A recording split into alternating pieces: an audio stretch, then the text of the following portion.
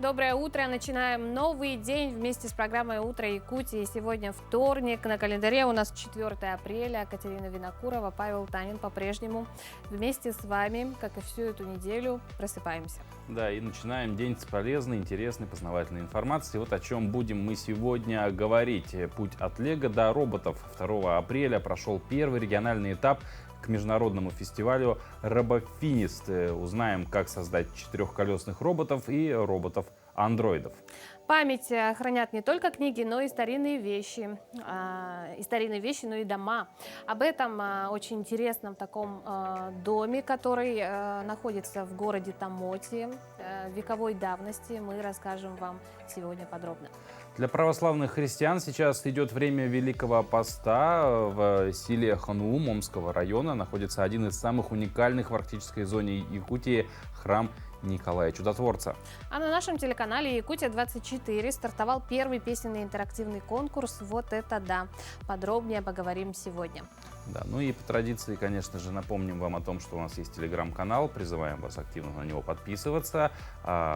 Собственно, заходите в телеграм, пишите «Утро Якутии», слитно все получается. Или вот там вот в углу сканируете QR-код и сразу прямиком на канал попадаете. Ну а начнем по традиции эфир, конечно же, с разговоров о погоде.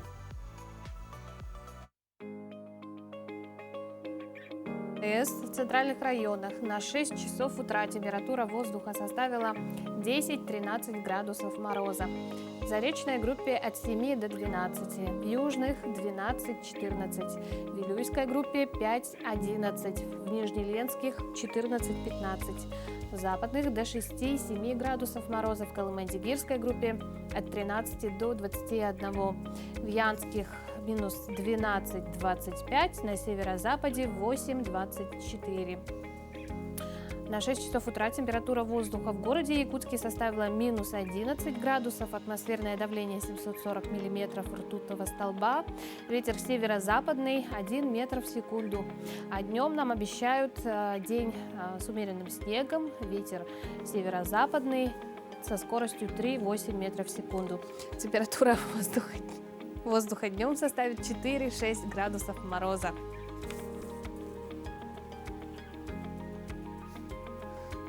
Хочется перефразировать одну известную фразу про котов. Ну, многим она, наверное, известна. Мы снег убирали, а он возвращался и возвращался. Вот. Но зато теплеет. Зато теплеет, да. И с утра достаточно тепло. Да. Не минус 20, а минус 11. Я всего лишь за сутки поменялось вот так кардинально. Ну а мы продолжаем. В этот день, в 1932 году, американский биохимик Чарльз Глен Кинг впервые выделил витамин С. Этот витамин очень важен для жизнедеятельности человеческого организма. Он играет основную роль в образовании коллагена, который необходим для роста и восстановления клеток ткани. Для человека витамин С очень важен. Он способствует заживлению ран, снижению уровня холестерина, защищает от инфекций и предотвращает появление тромбов. Потребность в витамине С увеличивается при болезни, стрессах, подверженности токсическим воздействиям. Витамин участвует в выработке жизненно необходимых химических веществ, помогает очищать организм от ядов. Также ученые пришли к выводу, что недостаток витамина С ускоряет старение организма. Вот подробнее о других событиях, которые сегодняшний день знаменуют, мы узнаем далее.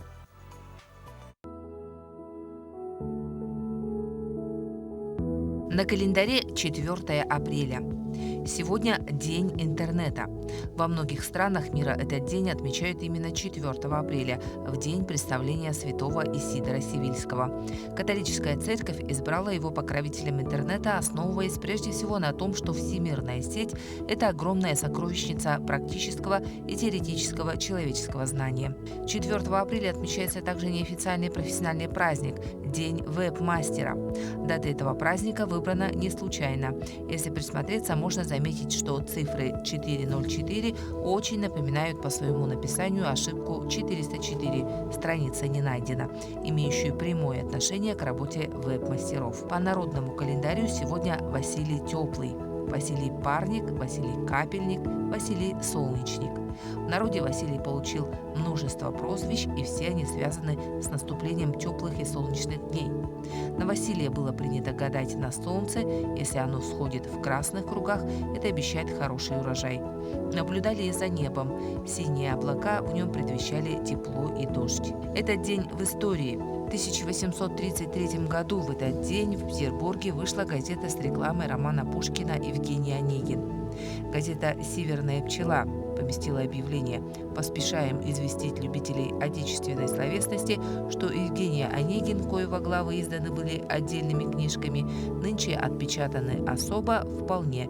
Радуемся за всех читателей». В 1932 году в этот день американский ученый Кинг впервые выделил витамин С – аскорбиновую кислоту. В 1927 году венгерский биохимик Альберт Сендиори выделил вещество, которое, как впоследствии доказал Кинг, было необходимо организму для предупреждения цинги. После 5 лет кровопролитных исследований Кинг выделил из лимонного сока это вещество, названное позднее витамином С. Именины сегодня у Василия, Василисы, Дарьи, Исаакия, Полины и Таисии. 2 апреля прошел первый региональный этап к международному фестивалю «Робофинист», организаторами которого является Министерство образования и науки Республики Саха-Якутия, Республиканский ресурсный центр «Юные якутяне» и Международная арктическая школа. На соревнованиях приняло участие 44 команды из Усть-Алданского, Чурапчинского, Горного, Вилюйского, Нюрбинского улусов и города Якутска. И сегодня в нашей студии Алексей Хованский, организатор международного фестиваля робототехники «Робофинист». Алексей, доброе утро. Доброе утро. Здравствуйте. Ежегодно фестиваль — это, конечно, такое яркое событие для юных, особенно, конечно, робототехников, которые там только все начинают познавать, там, может быть, уже и, в принципе, в совершенстве владеют какими-то навыками. Вот расскажите подробнее о том, в каких дисциплинах соревновались в Якутске участники. Санкт-Петербургские мероприятия фестиваля «Робофинист» проводятся ежегодно. Там около 30 видов соревнований. Для отборочных этапов, которые у нас в этом году проходят в 25 регионах, в том числе впервые в Якутске, очень за это рад, выбрали коллеги 9 направлений. Это и как и базовые соревнования, где робот должен просто следовать по линии от старта до финиша, так и посложнее виды соревнований, например, свободная творческая категория, где ребята могут представить вообще любой проект и рассказывать об этом судьям. Угу. Но чему конкретно, учатся? Это что-то новое, какие-то мастер-классы, возможно, или они со своими проектами готовы? Соревнования состоят в таком виде, что ребята приходят уже с готовыми роботами, то есть они могут в течение года вообще готовиться к соревнованиям. Задание тоже заранее известно. Мы выделяем в задании основные направления обучения робототехники, такие как программирование, то есть нужно изучить цикл, условия, процедуры, и все это реализовать в роботе, чтобы потом проявить себя и показать, как хорошо ты это изучил. И все наши соревнования строятся на принципе образования, то есть ты должен чему-то научиться и потом это продемонстрировать.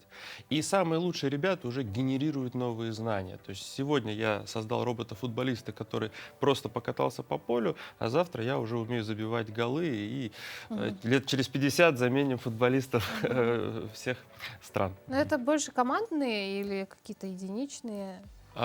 Все соревнования предполагают практически, что вы работаете в команде. Да, то есть это 2-3 человека со своим руководителем. Вы заранее готовите робота. Например, как самая популярная дисциплина у нас сумо. То есть стол приблизительно такого же размера, на котором устанавливаются 2 робота, и кто кого вытолкнет. Это несколько человек готовят этого робота, кто-то занимается программированием, кто-то конструированием. Педагог это все организует с точки зрения материалов, которые нужно дать ребятам, чтобы они изучили. И уже, соответственно, в таком интересном формате соревнований можно обменяться знаниями и определить лучшего. Ну, в целом, говоря про робототехнику, в принципе, самого робота конструкцию собрать, это, наверное, 20% дела. Основное все-таки это написать именно алгоритмы, программный код, который будет этим роботом руководить. Насколько, на ваш взгляд, хороший, может быть, отличный результат показывают наши ребята якутские? По поводу процентного соотношения работы и деятельности, очень интересно получается, что собрать и запрограммировать робота — это, наверное, процентов 10-90% это тестирование, его отладка и доведение до совершенства. То есть на начальном этапе у ребят уже появляется проект, а дальше они его дорабатывают, как на самом деле и в жизни роботы, технологии, программы. Мы их в голове уже они у нас сложились, а потом мы их доводим до совершенства. Ребята в Якутии показали хороший результат, особенно победители. Они, в принципе, готовы к тому, чтобы представить свой регион на международном уровне фестиваля. Непосредственно первые места точно определены, точно заработали баллы. Ребятам на втором, на третьем и далее местам стоит им поучиться у других и потренироваться, чтобы тоже быть готовым. Ну, например, в категории «Большое путешествие», это одна из интересных учебных дисциплин, в ней ребята выбили максимум баллов и уже соревнуются за время. То есть там 200 баллов, они 200 баллов свои заработали, и дальше должны просто ускорять робота, отлаживать его и доводить до совершенства. Ну, финал пройдет в Санкт-Петербурге, да? Вот насколько большая конкуренция ожидается? Да, в Санкт-Петербурге состоится финал, он пройдет осенью, в октябре. Обычно мы метим в осенние каникулы школьные, чтобы всем ребятам было удобно. На этом мероприятии собирается несколько тысяч гостей, 1200 участников — это те ребята, которые приезжают непосредственно с роботами. И в 30 видах приблизительно по 30-40 команд одновременно соревнуются. Конкуренция очень высокая. То есть уровень достигли уже такого, что счет идет не на секунды, а на доли секунды во многих видах соревнований. Поэтому, конечно, стоит, например, проводить лагерь дополнительный робототехнический, на котором ребята могут в течение лета потренироваться, познакомиться, углубить свои знания, чтобы лучше представить регион. Ну, чтобы показать себя на мероприятии. Подготовиться. Ну и завершая нашу беседу, вопрос как бы про перспективы именно монетизации, да, вот этих навыков и так далее. Ну, сегодня роботы, они, в принципе, в каждой семье так или иначе присутствуют, даже элементарно там роботы-пылесосы, хотя, в принципе, очень сложная схема. Насколько сегодня инвесторы заинтересованы в том, чтобы, ну, допустим, сейчас ребята вот делают простой, элементарный, да, движущийся робот, завтра это может быть уже там полноценный и искусственный интеллект, помогающий по дому. Насколько это востребовано у инвесторов сегодня? На текущий момент, если мы говорим про соревнования, которые мы проводим, можно выделить, я уже говорил, свободную творческую категорию, где ребята вольны придумать свой проект с нуля, опираясь на свой опыт, знания и те проблемы, которые они видят в округе. Так, например, представляли, не знаю, роботов-строителей каких-то, заменяющих будущие лифты, ну и так далее. Эти проекты уже интересны в том числе и инвесторам, которые могут там прийти на мероприятие, посмотреть. Ребята сегодня, вчера готовили, да, там, позавчера получается, готовили робота, который реагирует на сокращение мышц и помогает, например, сделать, протезирует там руку, ну и так далее. Ну, к сожалению, время у нас ограничено. Алексей, спасибо большое. Ну а прямо сейчас мы передаем слово, прерываемся на короткую паузу, после которой продолжим.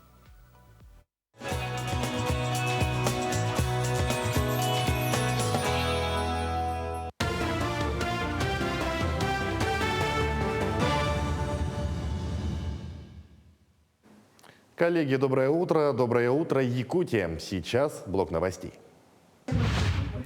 Россиян обяжут впускать работников ЖКХ в квартиры и дома для установки и обслуживания умных счетчиков. В случае повторного отказа можно будет получить штраф. Ранее сообщалось, что установку, замену и обслуживание умных счетчиков в России могут включить в платежные документы по оплате жилищно-коммунальных услуг. Такую меру поручил проработать Минстрою вице-премьер Дмитрий Чернышенко. При этом в аппарате вице-премьера позже сообщили журналистам, что платежи за ЖКХ из-за умных счетчиков не вырастут. Удалить кабинет на госуслугах теперь можно только в МФЦ. На портале госуслуг отключена возможность удаления профиля пользователя. Как заявлено, это сделано во избежание взломов и удаления учетных записей злоумышленниками. Теперь удалить учетную запись можно только при личном визите в многофункциональный центр. В Минцифры обратили особое внимание на то, что возможность удалить учетную запись на госуслугах сохраняется. Для этого необходимо посетить одно из отделений МФЦ и сделать письменное заявление. С 1 апреля стартовала приемная кампания на поступление в первый класс. Заявления подают через госуслуги. С этого года родители или законные представители будущих первоклассников могут заранее подготовить черновик заявления. Форма для его подачи открылась с 20 марта на портале госуслуг. Список требуемых документов остался прежним. Нужны копии паспорта родителя, свидетельство о рождении ребенка, свидетельств братьев или сестер, учащихся в этой школе, а также справка о регистрации по месту жительства. 1 апреля, то есть у нас первый этап, это у кого регистрация по городу Якутску, и льготникам, и преимущественно право братьев и сестер. А второй этап у нас начинается независимо от прописки, то есть регистрации при наличии свободных мест. Научно-техническое творчество молодежи, космический потенциал России. В Якутске продолжаются вторые юношеские научные чтения. Мероприятие направлено на популяризацию достижений отечественной и мировой космонавтики, а также патриотическое воспитание на примере отечественных космонавтов. В этом году чтения посвящены сразу нескольким юбилейным датам. 60-летию полета в космос первой в мире женщины-космонавта Валентины Терешковой, столетию гражданской авиации в России и 105-летию со дня рождения Валерия Кузьмина, первого летчика из народа Саха. Очень много интересных работ, дети очень увлечены.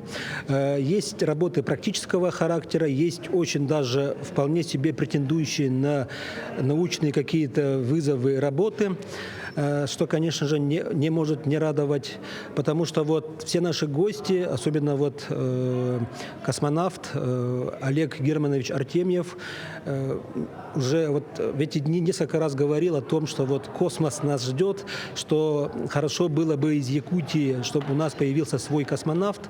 И вот, может быть, кто знает, из этих вот как раз-таки конференций, вот таких чтений выйдут, если не космонавты, то люди, увлеченные идеей вот космонавтики. Далее о спорте. 110 юных кикбоксеров сразились на республиканском турнире. В горном районе участники прибыли из Вилюйского, Нюрбинского, Намского, Улусов, Якутска и пригородов. На ринге выявили чемпионов и призеров в разделах фулл и лайт-контакт кикбоксинга. По итогам двухдневных баталий победителей в 33 весовых категориях наградили памятными медалями и призами. Республиканский турнирный призы Александра Яковлевича Григорьева, мастер спорта международного класса. Проводится в Вилюйске 5-й раз. В 2008-2009 годах годов рождения дети будут представлять на Дети Азии, поэтому это как первый отборочный этап на Дети Азии будет турнир. Маленькие, есть среди маленьких новички с разными опытами. И тут набирают опыта сперва. Некоторые первый раз вышли на ринг.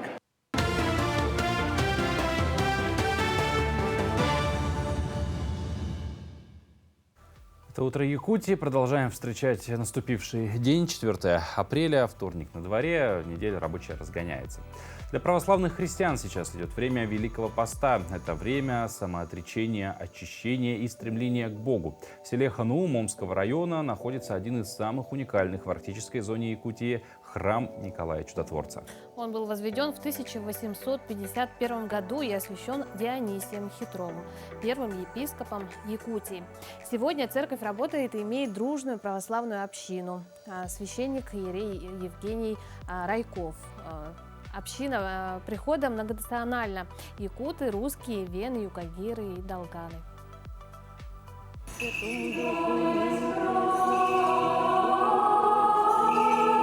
Пути истины сей Христе, спутник ангела Твоего, рабом Твоим ныне, якоже тави, иногда посты сохраняющий невредимых. К славе Твоей от всякого зла во всяком благополучии соблюдаешь, молитвами Богородицы, едине человека любче. Конечно, построен был по решению якутского и тогда иркутского был епископат. И вот по его благословению, когда направили запрос, сказали, да, если вы сами приложите силы, жители, внесете вклад, финансовый вклад, посильный вклад, материалами и так далее, и тогда будет дано добро. Да, сказали, мы обязательно все несем вклад. И самый большой вклад внес бывший статский советник регистратор Михаил Старков. Он и двор заготавливал бревна строительные, завозили, как говорится, на санях вручную, все это пилили, обрабатывали. Конечно, это был тяжкий труд по тем временам. И общими усилиями построили этот храм. В сравнении с другими храмами нашей Якутии, России, нашему храму очень повезло. Он все время служил людям. Вначале как церковь, а после революции, когда сброшены были и крест, и колокол были сброшены, колокол, к сожалению, тоже утерян, в протоку был сброшен, по сей день не найден. Раньше было почта, здание почты в этом храме тоже для людей служила. А когда в нашем детстве здесь была поликлиника. На 90-х было распоряжением главы района Суковым Семеном Павловичем. Это здание было передано обратно в ведение храм, как храм было передано. И тогда вот мой брат, он просто был очень верующий человек, встречался, беседовал со священниками, да, короче, ему тоже посоветовали возродить. Но он думал, что будет как мастеровой, помогать, это все вырезать. Вот у него руки золотые. Если вот вы посмотрите, вот все, как говорится, вот врата в алтарь, все это сделано его руками. Да? Видите, тут есть старинные крестики, которые либо хранились в семьях и были переданы из поколения в поколение. И также вот нам передали старинную вот иконку. Вот видите, она уже вся рассыпается от времени, да? Она ей как минимум, наверное, лет 300. Господи, помилуй благочестивейшего, самодержавнейшего великого государя нашего императора Николая Александровича сия России супругу. Очень старинная молитва. Вот. Она читалась еще в дальние годы 1903 года, книга, издательства. Ее передала одна бабушка, зовут ее бабушка Люба, шла в храм, она ко мне просто подошла и сказала: вот, доченька, хочу тебе передать книжку. Не знаю почему, но мне хочется тебе отдать. И представления не имела, ну, что книга старинная. Когда обратила внимание, то тогда уже на издательстве я вот увидела 1903 года. Это историческая книга.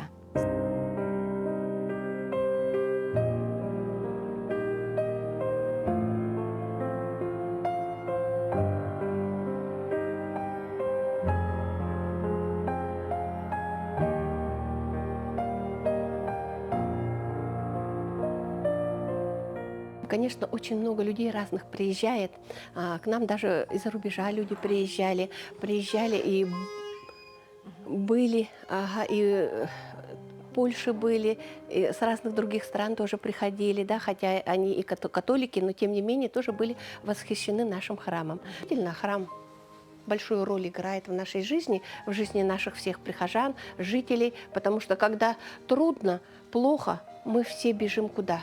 Мы все бежим в храм. Святым и благим животворящим Твоим Духом ныне и присно, и во веки веков. Аминь. Правила веры, образ кротости, воздержание учителя, явите стаду Твоему, я же вещи истина, сего радости, жалости, смирением высокая, нищетою богатая. Очень понравился момент про книгу, который, сколько мы посчитали? 120 лет, да? 1903 года Да, датирован. Больше века этой книги. Но, вот, кстати говоря, про старые книги, порой они могут рассказать гораздо больше, чем их содержание и авторы. И вот, кстати, в Национальной библиотеке Якутии хранятся издания, датированные 18 веком. И те, кто прикоснется к ним, может узнать не только о том, что в них написано, но и об их владельцах, которые оставили свои печати и подписи на экземплярах. И сегодня в очередном выпуске рубрики «Книжная полка» речь пойдет о таких раритетах. Сегодня бы мы хотели рассказать об одном из интереснейших собраний Национальной библиотеки Якутии, о коллекции книг гражданской печати «Русская книга» до 1830 года. Каждый экземпляр данной коллекции является самостоятельным историко-культурным объектом, обладающим высокой научной, исторической и культурной ценностью. В 2021 году вышел каталог данной коллекции. Основной целью каталога является приведение подробных сведений о каждом экземпляре издания и данной коллекции. В данной коллекции есть много интересных экземпляров. Книга 1742 года Кривого Алексея Юрьевича «Таблица разности ширины и отшествия от меридиана на всякий градус компаса» является самой ранней в коллекции русской книги до 1830 года. Сохранилось 6 экземпляров издания в данной коллекции, что позволяет сделать определенные выводы о востребованности данного издания. На обложке и на обороте обложки сохранились записи карандашом и чернилами владические Ивана Михалева. Также на титульном листе есть владические знаки Якутского уездного училища и Якутской классической прогимназии. На издании 1755 года сочинение Степана Петровича Крашенинникова «Земли Камчатки» присутствует владельческий экслибрис ярлык Мавры Егоровны Быховец, вдовы действительного статского советника, губернатора Нижнего Новгорода Степана Антиповича Быховец. Также тут присутствуют владельческие знаки, записи ее отца, предводителя Тульского уездного дворянства Егора Михайловича Крюкова. На экземпляре нового детского училища есть владельческий знак «Экслибрис» Николая Ефимовича Чапалова и владельческие знаки других лиц. Николай Ефимович Чапалов общественный деятель, полицейский чиновник, попечитель церковно-приходской школы города Якутска. Его сын Владимир Николаевич Чапалов, выпускник Якутской духовной семинарии, участвовал в революционных событиях 1905 года в городе Якутске. На словаре географическом российского государства Максимовича Льва Максимовича есть владельческая запись учителя геометрии и арифметики Якутского уездного училища Юрия Ворожейкина. Он впервые организовал в городе Якутске общедоступный книжный фонд при библиотеке Якутского уездного училища, компания по выписке книг в городе Якутске. Коллекция «Русская книга» до 1830 года хранится в фонде Центра книжных памятников Национальной библиотеки Республики Саха-Якутия. А память хранят не только книги, старинные вещи, но и дома. Об одном таком доме вековой давности и олицетворяющем историю целого города Томот в материале Туяры Филипповой. Этому дому ровно 100 лет. Он старше даты основания Томота на 2 года. Однако в официальных документах год постройки все же указан как 1925. Знают об истинной дате истории дома его обитатели, которые не только хранят память о своих предках в фотографиях и документах, но и живут в нем на протяжении века. Вот прабабушка, которая, вот Прасковья Николаевна, вот это, да, вот это. Да, вот здесь же была русская печка, ну, в 23-м году там, она пекла хлеб для этих старателей, для бригады. Ну, а это вот бабушка, их дочка, это мой отец. Построил дом прадед Надежды Хоменко Андрей Поминов, старатель из Бодайбо, прибывший в эти края со своей женой за лучшей долей. В непролазной тайге начал рубить просеку и из этой же древесины строил дом. С этого дома и началась самая первая улица будущего Томота, улица Октябрьская. Почему-то, когда ко мне приходят гости, особенно которые давно живут в Каменных, говорят: ой, как у тебя тут так, совсем другая аура, деревянный дом. Но я тоже хотела вроде как закрыть, а потом думаю, нет уж, пусть будет деревянный. И так везде все закрыто, все это пластик, химия. Не только сам дом спустя 100 лет в хорошем состоянии, пользуются потомки до сих пор и придомовыми постройками. Ну, а тут ледник. Это раньше, когда не было холодильников, там возили лед с речки, заполняли там сруб деревянный, ну, именно из бревен, и эти сусеки. Сусеки забивали этим льдом, а потом уже летом хранили мясо, рыбу, там, ягоду. Ну, а сейчас мы только картошку летом храним, как чтобы она не выросла в дома в подполье. Не раз дети и внуки хозяйки предлагали Надежде Валерьевне переехать в более новое, благоустроенное жилье. Но, как говорит хозяйка, в родных стенах и дышится легко. Потом мама тут жила, Маме тоже потом дали вот в этой двухэтажке квартиру, как ветерану труда тоже. А дом так, она тоже не смогла. А потом думаем, что его уже потом сносить, что-то тут начали интересоваться. Да стоит, да стоит. А провели отопление, естественно, уже сделали благоустроенный дом. Конечно, я тут отдельно. Отдельно жить это. Другой раз посмотришь в этих сараях тоже. Думаю, надо как-то хоть, то ли в музей отдать, то ли у себя музей сделать.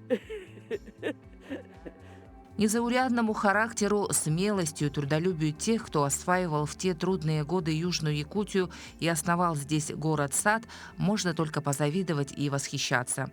Кстати, проект Тамота родился всего за одну ночь. Автором его является нарком по финансам Якутии Алексей Семенов. Тот самый, кто в трудные первые советские годы придумал и внедрил в оборот винные деньги. И благодаря таким людям сегодня тамотцы могут по праву гордиться нынешним видом города и сохранившимися старыми домами, естественным бульваром из вековых сосен и лиственниц вдоль берега реки Алдан. Туяра Филиппова, Семен Семенов, город Тамот. Все-таки, мне кажется, молодец, да, жительница Тамота, что не переезжает, вот тем самым сохраняет историю своих родных, да, своего поколения. Да. И здорово, если дом в хорошем состоянии, почему бы там и не жить, и в дальнейшем дети, внуки. Ну, мне кажется, какая-то своя атмосфера есть вообще жить в таких старинных сооружениях, ну, потому что они, мне кажется, какую-то энергетику все равно прошлые дни хранят, да, вот как-то приближаешься, что ли, проникаешься ей и так далее. А мы перейдем немножко уже к теме такой бодрящей, скажем так. Счастливое спасение произошло. Сноубордист чуть не погиб под таким метровым слоем снега на горе в штате Вашингтон. К счастью для спортсмена, неподалеку целину раскатывал лыжник, который приметил сноубордиста и начал лопатой, руками парня доставать из этого снежного плена. Вот на кадрах мы это прям видим, как он отчаянно борется за жизнь он товарища прям вот по спорту. полностью, да, под снегом. Ну, как правило, если попасть под лавину, вот такое может произойти. Вот. Ну, видимо, это вот случилось не так давно до приезда, немного времени прошло до того момента, как приехал лыжник, поэтому вполне себе все обошлось. Но в экстремальных видах, зимних видах спорта, горные лыжи, сноуборд, такое бывает. Ну, не скажу, что часто, но риск есть всегда. Особенно если кататься на каких-то прям серьезных горах, в которых сходят лавины и так далее. Ну, сноубордисту повезло, мне кажется, он в рубашке родился. Ему повезло, что он купил яркую доску, потому что, возможно, по доске-то его и обнаружили. Да. Если бы она вот была в цвет с елкой, которая лежала рядом. Или белый. Или белой, или серой, то все могло бы совсем по-другому закончиться. Да, хорошо, что все хорошо заканчивается. Да. И также хочется обратиться, да, ко всем любителям активного вида спорта, быть аккуратными и беречь себя. Ну, если вы катаетесь, да, вот в больших крупных горах, где снег может прям с вершины как поехать и доехать до тебя. Будьте аккуратны. Да. Ну а далее мы расскажем вам про образцовый детский коллектив России, танцевальный ансамбль «Кескиль», который действует в селе Кюндядя Нюрбинского улуса. Коллектив имеет большую историю и является победителем множества конкурсов, в том числе и международных. Руслан Ачиров познакомился с творческим коллективом.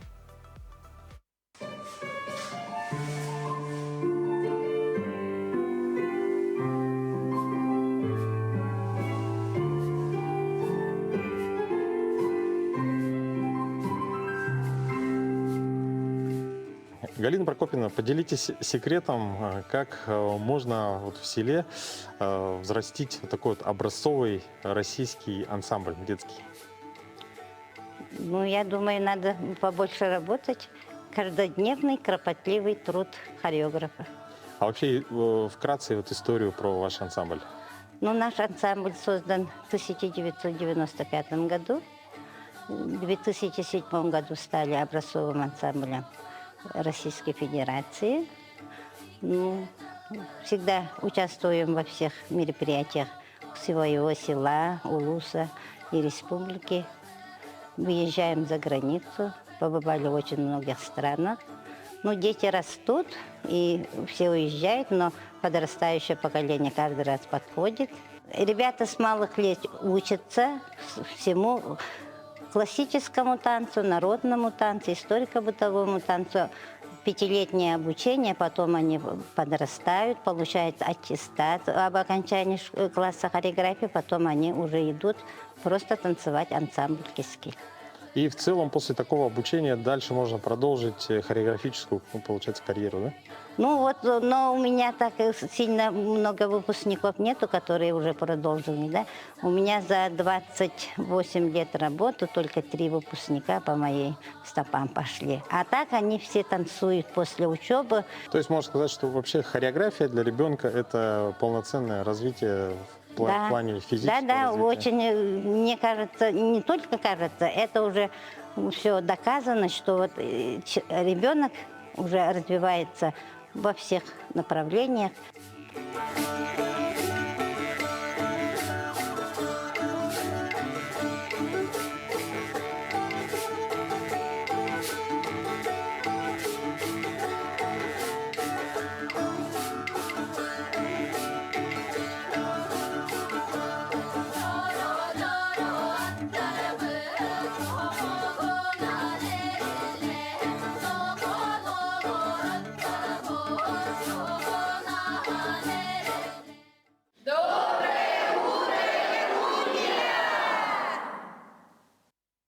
И хочется немножко продолжить такой фолк, да, как это называется на международном таком музыкальном сленге, фолк-мотив. «Играй гармонь, живи частушка».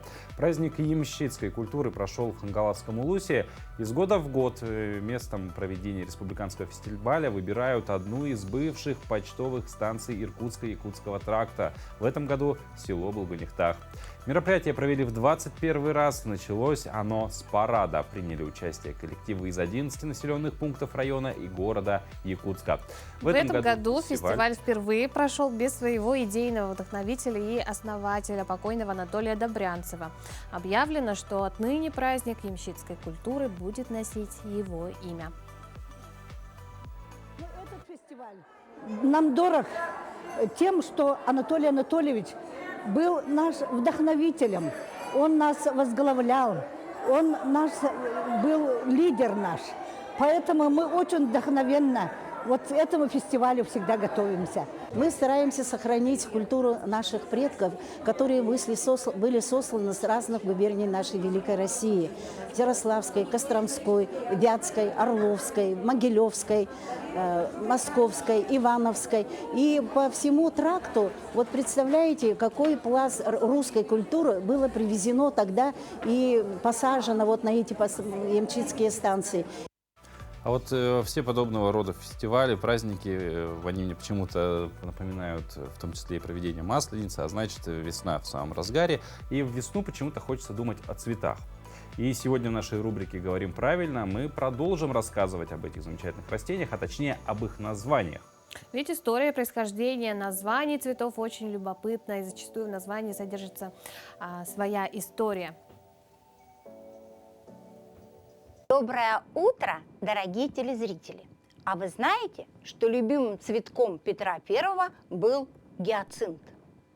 Во всяком случае, интернет-источники утверждают, что это было именно так, что это факт, который подтверждается тем, что Петр I испытывал любовь, был очень неравнодушен ко всему тому, что связано с Голландией. А в саму Голландию цветок попал благодаря случаю.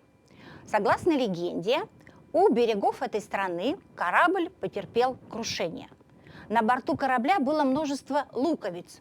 Груз попал на берег, и луковицы проросли на берегу и расцвели. Сам слово гиацинт символизирует весеннее обновление. Поэтому часто гиацинты используются в весенних цветочных композициях. В русский язык название цветка гиацинт пришло или из немецкого, или и непосредственно из латинского языка. А в латинский язык это слово пришло из греческого языка.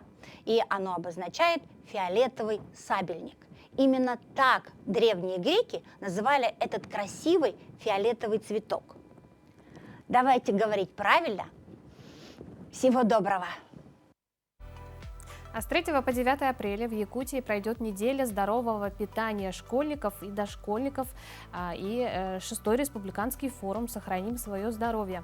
Об этом мы подробнее поговорим с нашей гостьей Изабеллой Тихоновой, заведующей лечебной частью медицинского блока Центра оздоровления детей «Сосновый Бор». Доброе утро, Изабелла. Здравствуйте. Да. Тема питания детей всегда будет актуальна, потому что это важный такой момент. Фундамент здоровья человека, опять же, на питании закладывается в детском возрасте. Вот какие вопросы конкретно будут во время форума обсуждаться?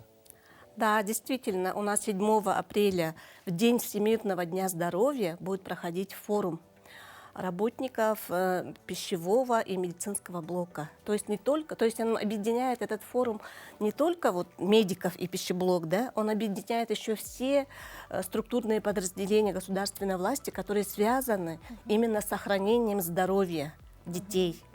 И там соберутся у нас, мы все прекрасно знаем, то есть, что чем разнообразнее и качественнее питаются наши дети, тем они более растут гармоничнее и здоровее. То есть здоровье наших детей – это здоровая наша нация.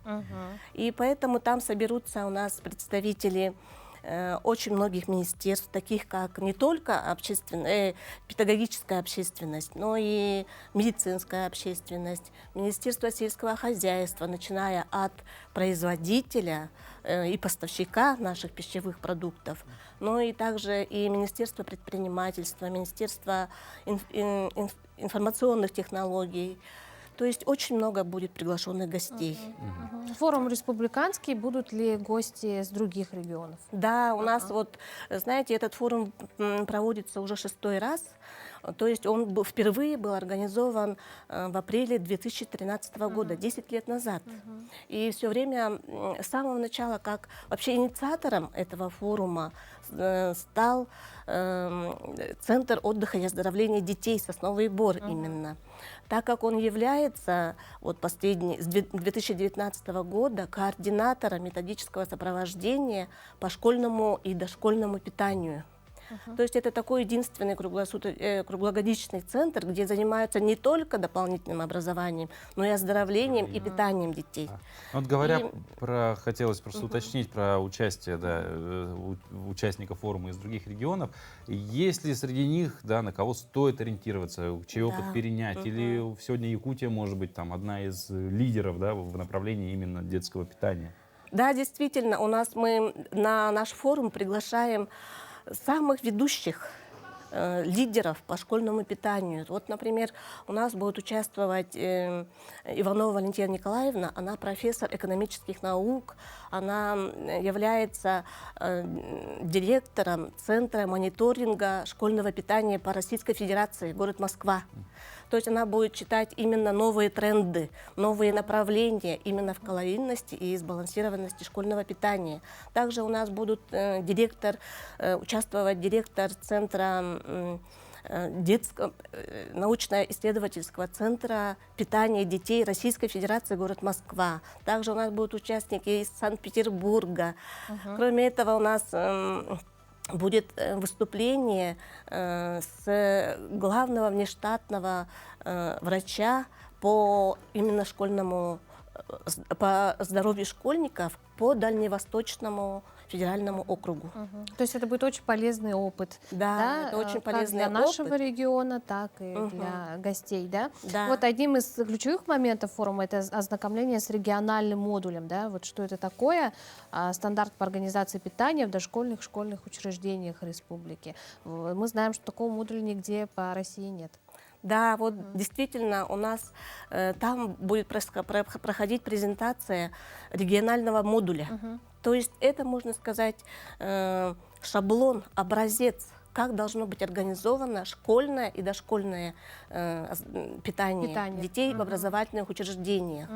Кроме этого, там у нас же будет проводиться еще обмен опытом. То есть мы там пригласили самых ведущих вообще лидеров Российской Федерации, с регионов Российской Федерации, которые сейчас занимают лидирующие позиции. Это такие, как Республика Башкортостан, Ульяновская область и опять же Санкт-Петербург.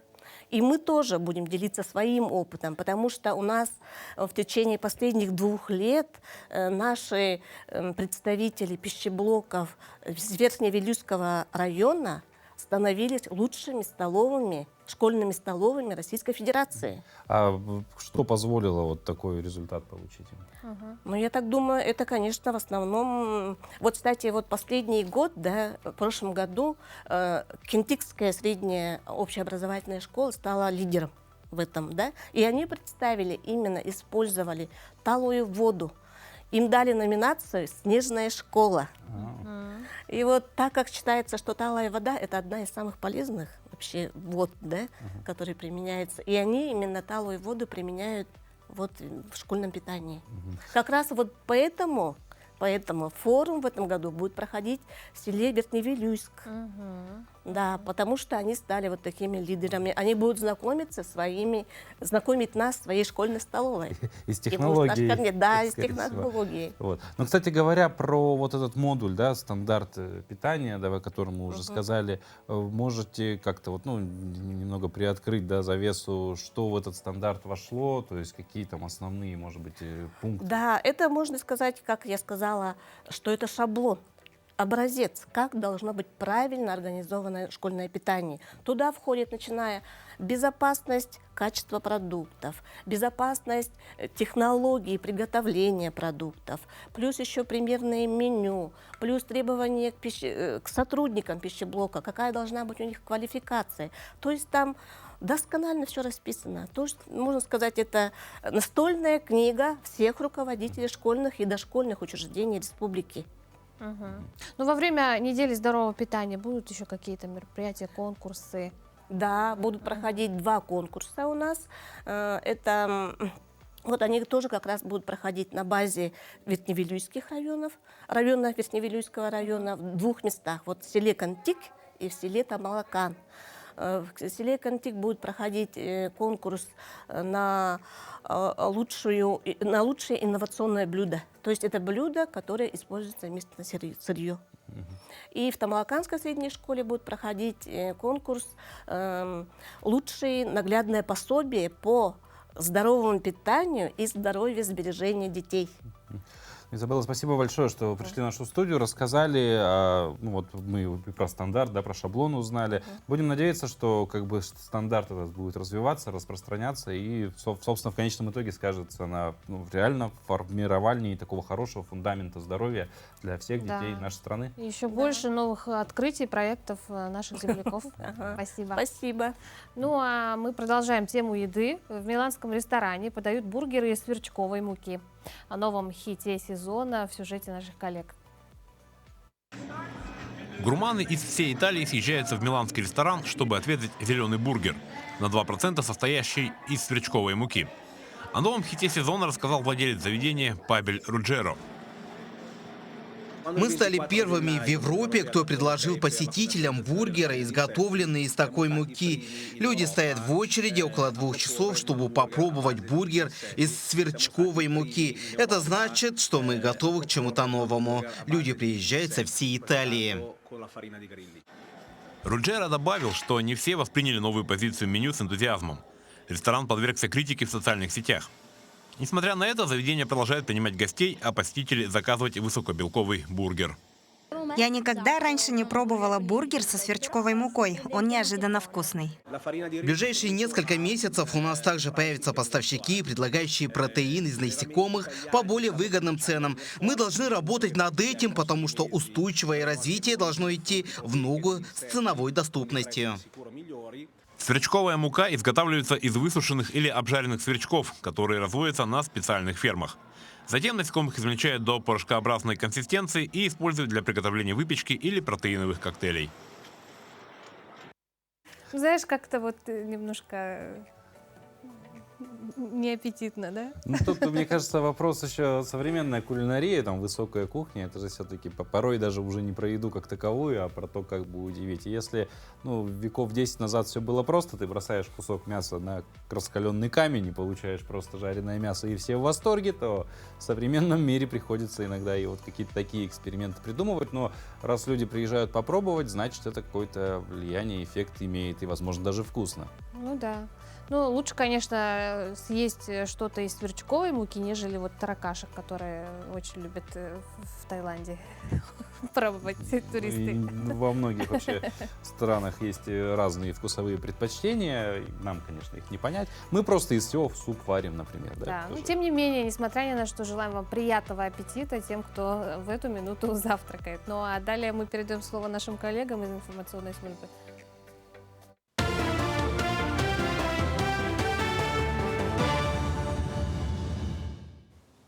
Якутия, доброе утро. Далее предлагаем блок новостей. Владимир Путин подписал указ о создании фонда поддержки участников специальной военной операции и семей погибших бойцов. Фонд будет оказывать поддержку ветеранам спецоперации и участвовавшим в боевых действиях в Донбассе 2014 года, говорится в указе президента. Кроме того, фонд будет помогать членам семей таких граждан, погибших при выполнении задач или после увольнения с военной службы, если смерть наступила вследствие увечья или заболевания, полученных при выполнении задач. Председателем фонда «Защитники Отечества» стала Анна Цивилева, глава Совета директоров «Колмар Групп». Достоверную картину о ситуации с лекарствами позволяет получать новый отдел, который с прошлого года появился в компании «Саха-Фармация». Кроме этого, в компании внедрят единую службу по поиску лекарств, сообщает пресс-служба Минздрава региона. Отдел по обращениям граждан и организаций в компании был открыт для того, чтобы иметь обратную связь от населения о том, как функционируют аптеки в районах. Еще одно новшество, которое хотят внедрить, это единая городская служба по поиску лекарств. Создание единой справочной поможет улучшить эту работу.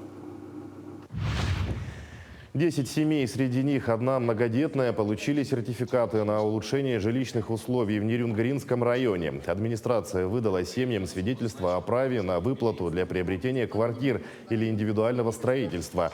Средства можно потратить на первоначальный взнос по ипотеке, на погашение уже существующего ипотечного займа, либо на приобретение жилья с добавлением собственных средств. Муниципальная программа обеспечения молодых семей представляет выплаты за счет федерального, республиканского и муниципального бюджетов. Улучшить условия проживания могут семьи в возрасте до 35 лет. Также семья должна быть признана нуждающейся в улучшении жилищных условий. Мы хотим купить квартиру себе в ипотеку. Это наша давняя мечта. Так как у нас семья большая, надо расширяться. Сейчас мы снимаем квартиру. Родственников, да. Рады, что вот так все получилось. Ну, благодарим, наверное, администрацию за сертификат такой. Якутская птицефабрика запустила обновленный производственный цех номер 18. На площади более 1700 квадратных метров смонтировано итальянское оборудование с автоматизированной системой управления и контроля за процессами кормления и поения кур-несушек. Отопление, приток воздуха, а также система охлаждения объекта работает в автоматическом режиме. Монтажные работы бригада из числа работников птицефабрики проводила 2 месяца. Благодаря новшеству количество птицемест увеличено на 29 тысяч. Якутская птицефабрика поставила задачу до конца года увеличить производство яиц до 13 миллионов штук. 18-й цех для нашей якутской площадки птицефабрики является завершающим нашего плана модернизации до 2024 года. И благодаря тому, что мы здесь установили новое оборудование, вместо 38 тысяч птицемест, которое было ранее здесь в этом цеху, в здании, мы на сегодня имеем 69 120 птицемест, что позволит увеличить производство яйца в год. Из Лос-Анджелеса в Тулу фильм якутских режиссеров из шорт-листа «Оскара» покажут в оружейной столице. Фильм Максима и Евгения Арбугаевых «Выход» на последней церемонии «Оскар» был в 5 претендентов на победу. Увы, заветную статуэтку якутяне не получили, но их картина бесспорно стала событием в мировом документальном кино. Документальная лента из шорт-листа «Оскар» 6 апреля откроется международный кинофестиваль «Свой путь избрано». Всего за 4 дня фестиваля тулики смогут увидеть 20 первоклассных художественных и документальных фильмов.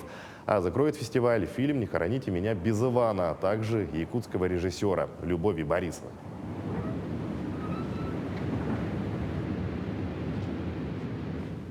К текущему часу это все новости. Всего доброго и удачного дня.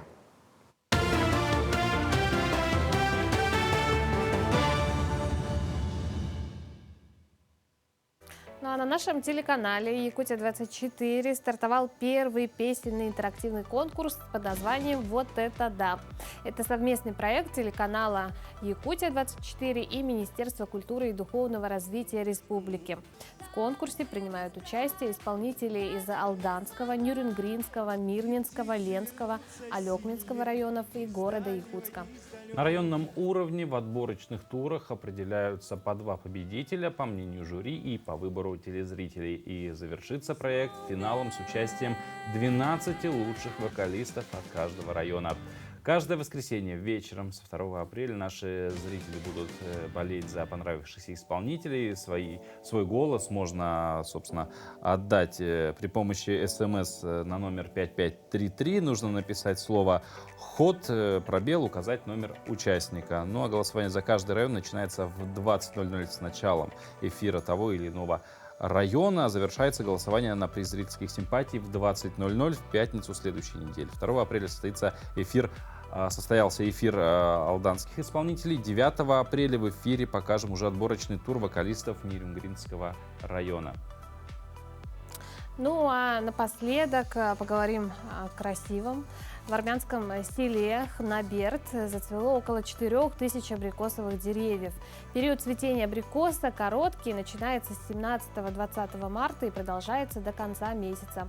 Погода влияет на созревание будущих плодов. Обильные дожди неблагоприятны для цветения, так как во время опыления осадки наносят вред почкам. При хорошей погоде вегетация абрикосов проходит успешно, и к июню деревья плодоносят.